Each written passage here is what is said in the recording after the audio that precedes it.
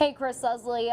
Bell County Judge David Blackburn says earlier he went out and saw the damage himself, and he says it's devastating. Another trooper here this evening also told me he doesn't even recognize the area. What we do know is that they are expecting that the tornado was on the ground for at least 7 miles, and so far they have at least 23 injuries. We do know that 12 of those injuries were transferred to a local hospital, and one of those remains in serious condition tonight.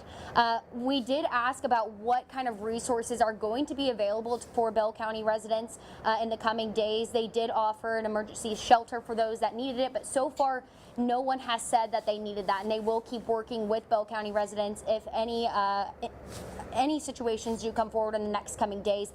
They did also say that this is going to take several days to clean up. They have crews out there tonight working overnight, cleaning up debris, power lines down, cleaning up rubble from many houses that have also been destroyed.